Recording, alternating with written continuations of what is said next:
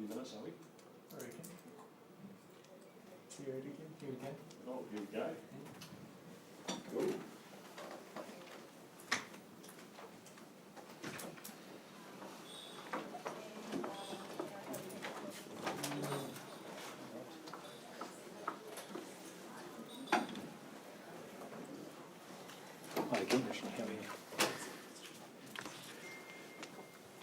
Kia ora koutou katoa, welcome again to the Ministry of Health.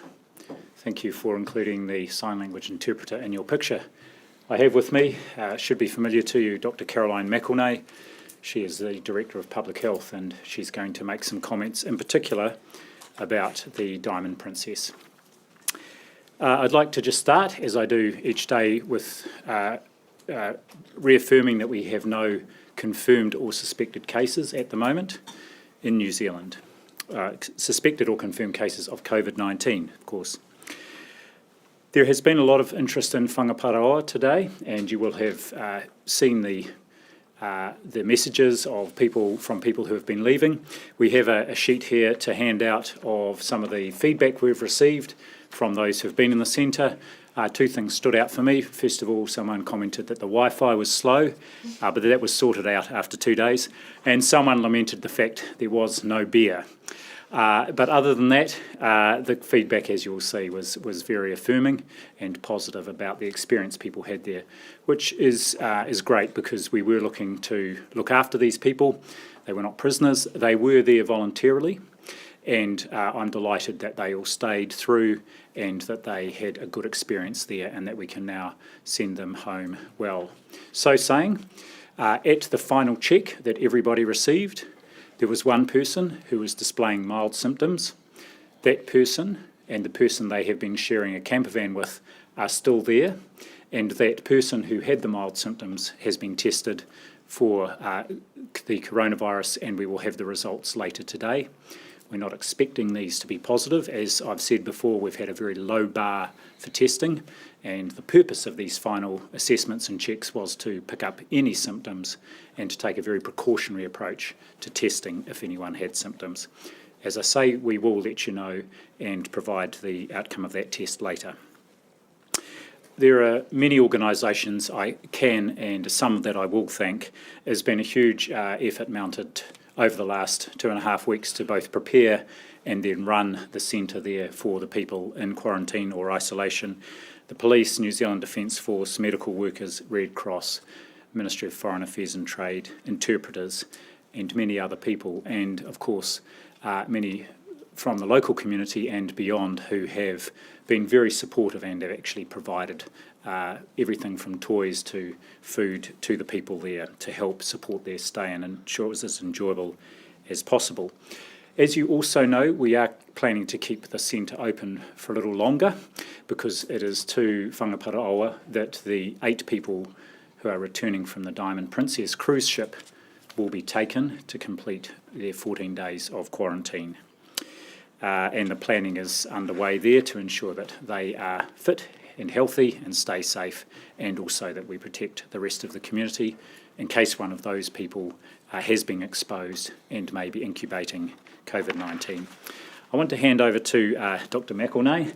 Caroline's been in very regular contact with her Australian counterparts about the next steps and about what lay behind our decision to bring these people back from Japan to Darwin and then back to Auckland and up to Whangaparaoa. So Caroline, over to you. Thanks Ashley. So over the weekend I've been in regular communication with the Australian epidemiologists who've been on the ground, as well as epidemiologists from the US and from Canada. And internationally there's been an assessment that during the quarantine period, the passengers may have continued to be exposed to the virus during that quarantine period on the ship, and that's why we're recommending a further quarantine period from when they leave the ship.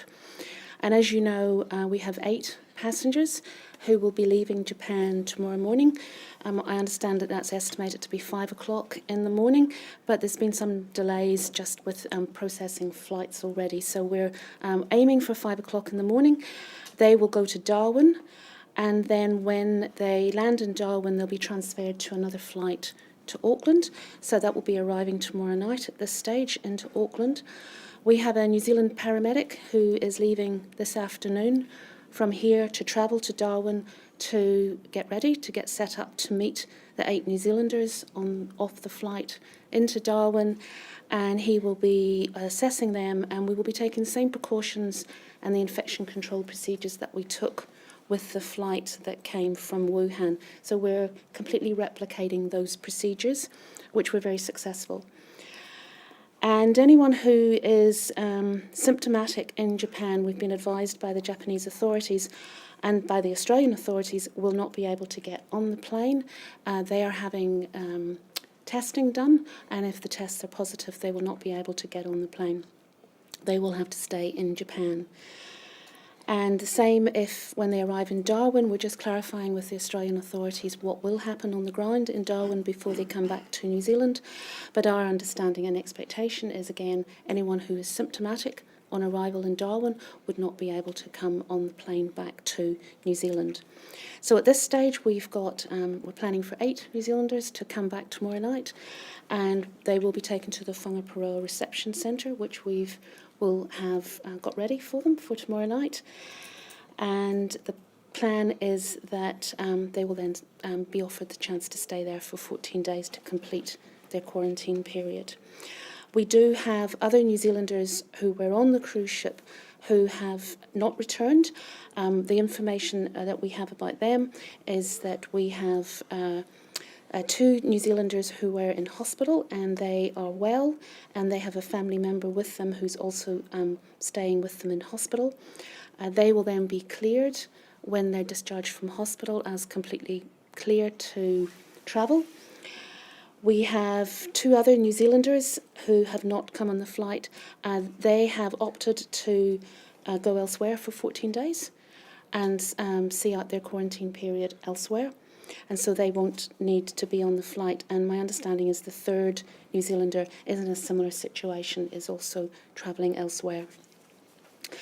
So this is a much smaller group than what we had before at the Whangaparoa Reception Centre, and the plan is for a very similar approach where they'll have daily health checks and our full support.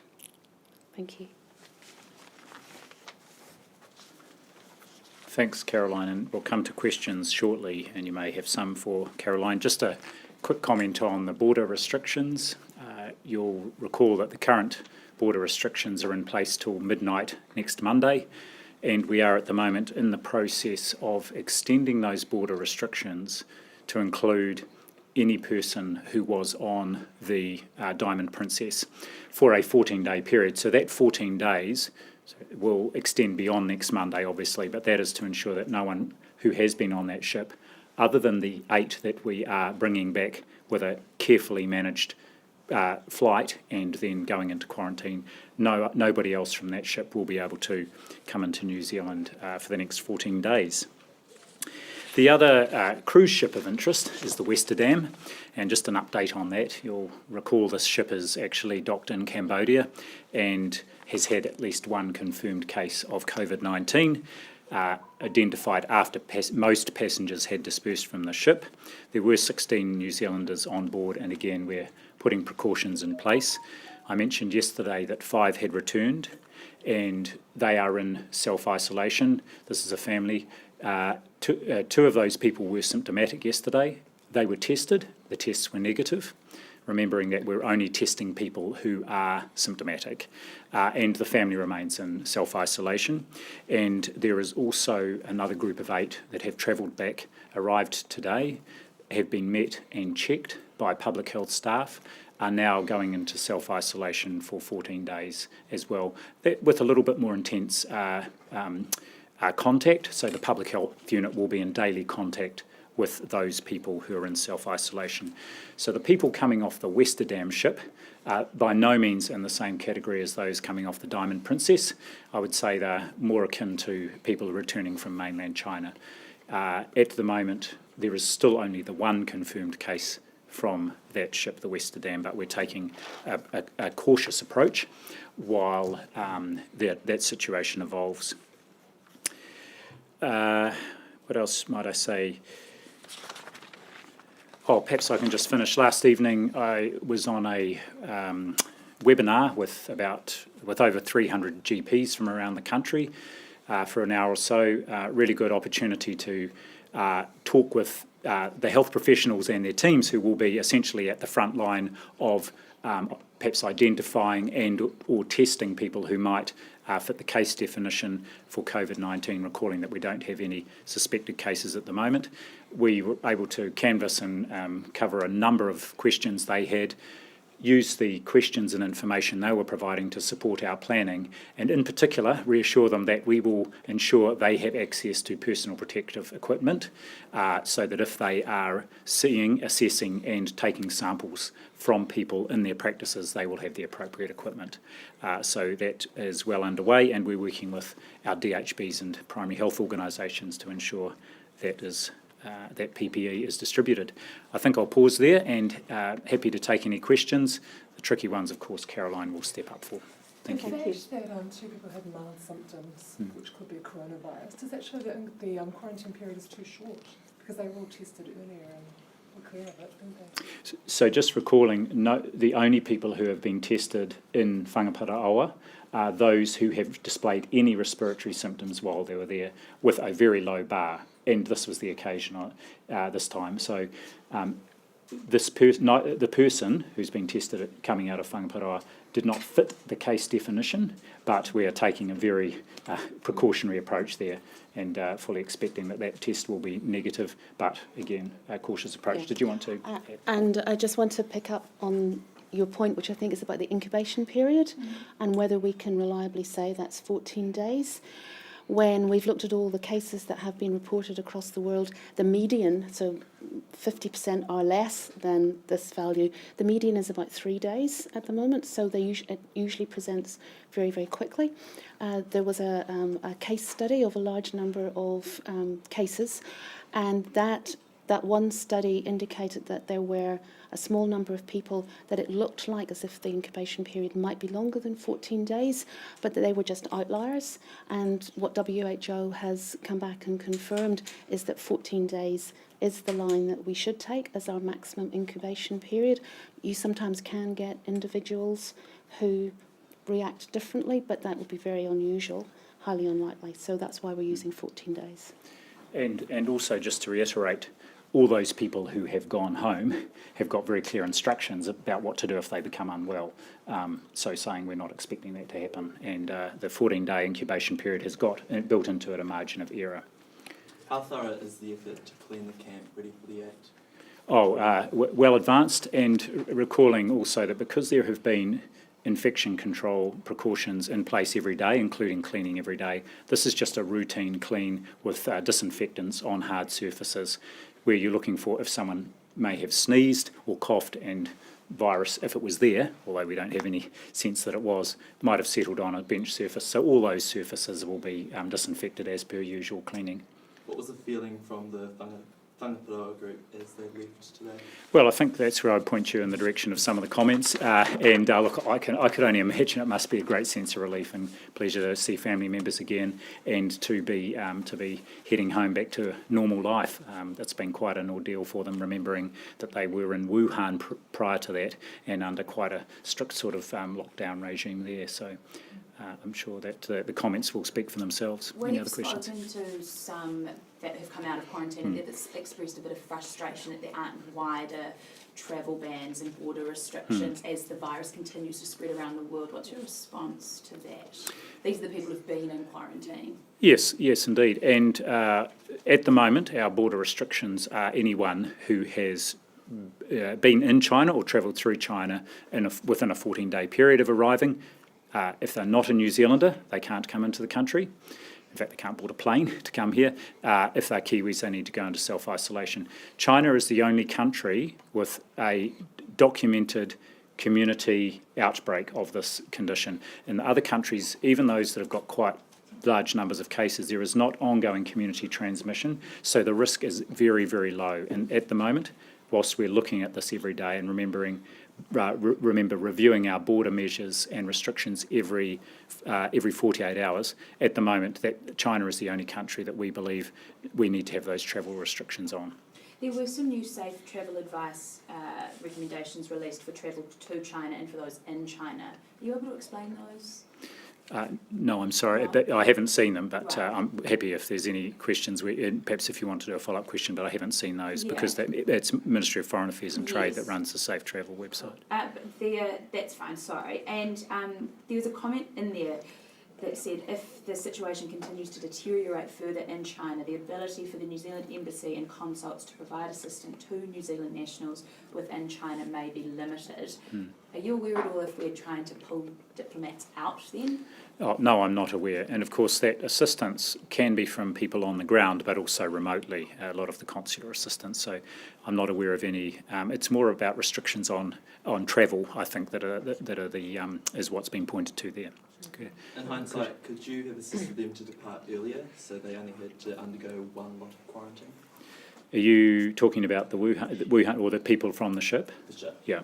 So you will have seen that was quite fast moving, and it was only towards the end of the 14-day period that the number of cases on board the ship really started to increase, and that raised concerns for a number of countries about whether the quarantine procedures on board were adequate. Prior to that, we had no reason to believe. That's why you've then seen countries, including the US, UK, Canada, ourselves and Australia, intervene to ensure that people could get back to their home country safely and also go into a supervised quarantine. By leaving them on board longer, are they at higher risk of having contracted the coronavirus? Well, we have seen that there is quite a high rate of infection on board that ship, and that's why we're putting them in a supervised quarantine situation. I should say we didn't leave them on board there. We were all watching the situation very closely, and when it got to a point that it was clear, and as Caroline said, there was an Australian infectious disease epidemiologist on the ground, and it was on that person's advice that we then made the decision to take up the offer from the Australians to evacuate these people back, and then to send a flight to go and get them from Darwin, bring them here and stand up the Whangaparoa Centre for them. So I think that's a really appropriate and decisive intervention. So there's nothing you would change about the process? I think we've responded really well, actually, and we've done so in really close discussion with not just Australia. Several of the teleconferences that Caroline was on included 5 countries, so the UK, Canada, USA, Australia and ourselves. So we've been working very closely with all of them. Those 3 that aren't coming on the flight and have opted to do isolation, quarantine somewhere else, are you going to make them go into further quarantine when they come back to New Zealand again? Did you want to comment? If they come back after 14 days, then they'll be fine. We wouldn't have anything more that we'd require them to do. But if they do come back to New Zealand during the 14-day period, then we'll be able to identify them at the border, and then, yes, we will be giving them advice that they complete the 14 days. And you said the flight was at 5 a.m. Is that New Zealand time? Or? Yes, that's New Zealand time.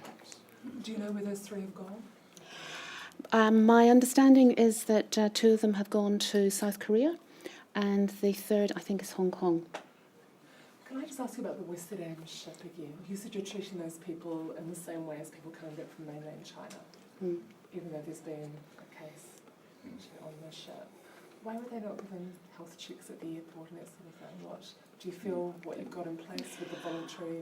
I think the Westerdam situation is quite a different situation, because this was a cruise ship that hadn't been able to dock at several ports and had been cleared and docked at Cambodia. So the passengers, my understanding is the passengers were then cleared to leave the cruise ship in Cambodia, and they've all made their various plans to travel on. It was only when the American woman was identified as she entered Malaysia that indicated, and she's the potential case, that indicated there may actually have been someone who was infected on board. Prior to that point, no one on the cruise ship had been identified as being a potential case. We do know now, though, that there is a potential case. What safeguards could we put in place? So just to be clear, we know all the New Zealanders that were on there. In fact, we've got the passenger list for everybody who was on that ship. So those New Zealanders who arrived back today were assessed at the airport. So they weren't just given information, they received a health assessment. They were all then given advice and the expectation to go into self-isolation, and they will be monitored on a daily basis by public health staff. Can we just have an update, please, on how far through the ministry has gotten with reaching all the people who have travelled back from mainland China since February 3rd? I understand the telehealth service was kind of trying to get through as many as possible. What is that Yes. figure at now, and how many are still to be contacted, you know? Sure. I will give you some updated numbers. I literally got them. That was why I was a couple of minutes late. So to date, what we know is since the 3rd of February, there are 7,924 people, this was as of yesterday, who had travelled in either from China directly or who had been in China within the last 14 days and travelled from somewhere else. So that was just under 8,000. Around 2,670 of those will have finished their 14-day isolation period now. So that leaves about 5,500 who most of whom will be in a still in a self-isolation situation, although some won't be because they may have spent some time out of New Zealand after they left China. And of those, so about 5,500 of those, as at yesterday, end of yesterday, 4,722 people had either registered or or Healthline had been able to contact proactively, and they continue to do so. So, I mean, that's thousands of people who are voluntarily in self-isolation are in contact with Healthline, and we can assume that the balance of those know exactly what the expectation is of them, and either they've determined that they don't have any particular need for support, they've got everything sorted, or they may well not be in self-isolation. We don't know that for sure, but of course the message remains the same. Anyone who has travelled back from China, any Kiwi, who is allowed back into the country is expected to self-isolate for that period. I'm really impressed with the proportion of people not only who are doing it, but who have registered. What is taking so long to contact those last few people? Is it that they're off the radar kind of thing, or how many staff, ministry staff, telehealth staff are working on this full time, you know? Well, there are a lot of staff working on it, and partly it's just about matching up the customs data with and getting mobile phone numbers and or emails that they can contact people on. So it's actually quite a manual process. I should say that there is, as I've said, there's a lot of Healthline staff working on this, and one of the things I can say is that they've now got an extra 48 Mandarin-speaking staff who have been onboarded to Healthline to assist with making those calls, because many of these people, whilst they're either New Zealand citizens or permanent residents, their first language is Mandarin, so there's really good access to interpretation to help reach out to these people. Can the ministry really be confident, though, that there's no cases or suspected cases when there's still this bracket of people, even if it's in the hundreds now, not the thousands, which just have not been even contacted at all, you know? Well, look, there's a really high level of awareness and I think of community expectation around that people will do the right thing here. And it's the same with any one of these situations. At the end of the day, the Healthline process is to actually offer support and check on people's wellbeing and welfare. It's not a policing mechanism. So we have to rely on people to do the right thing. What is clear is that most of the people who have come back from China are aware of the obligation, if not all should be aware, and it looks like the vast majority are fulfilling their obligation. I suspect there will be people in the community who will be aware too of people that have come back from China. We have had no one come to us and say, here is someone who came back from China and is not self-isolating, and I think that speaks for itself. Just quickly want to go back to that quantify. I understand passengers are going to be screened before they get on, but new research has suggested that might be quite ineffective. What are the chances of coronavirus coming back on that plane? I'm not sure what the screening that you're referring to is, but certainly everyone who is coming off the ship will be symptom-free, and they will have had a test to see whether they're currently carrying the virus. And that is the best that we can actually do at this stage. That gives us a very strong reassurance that at that point in time they're not actually carrying the virus. But obviously that's why we need to then monitor them for the next 14 days and do further tests and assessments so that then we can pick up as soon as they do become infected and then manage them accordingly. But we can't be sure that it's not coming back, can we? we're doing everything that we can to minimise that risk. One of the issues that we have seen with this ship, that despite being in quarantine, there were ongoing cases that were appearing. So that's why we've worked with the Australians to bring our New Zealanders out of that situation, and that is the good first step, is to remove them from exposure to the virus and then closely monitoring them afterwards. Is there any thought as to how it is spreading still when they're in quarantine on board the ship? Is this air reticulation, or does this virus travel through air conditioning? Is there any thoughts on that? They're still trying to work out exactly what might be the situation, but all ships are notoriously hard to ensure that all surfaces are kept free of viruses. We've seen that with other outbreaks. When we have influenza outbreaks on a cruise ship, it goes right through the cruise ship. Same with noroviruses. So it's just incredibly difficult environment to really maintain good infection prevention control. And despite the best efforts of the Japanese government in doing that in the cruise ship, I think what we've seen over the weekend is there's been sort of like 2 phases of infection, and it's the second phase that has really made the rest of the countries take their people off the ship, because it's obvious that there's an ongoing exposure. We've got time for one more. Or we might be there. Okay, so it just remains me to thank you once again, and as I say, help yourself to a list of quotes from people if you haven't had your own ones that you've gleaned already, and thank you very much for your ongoing interest and support. Kia ora koutou.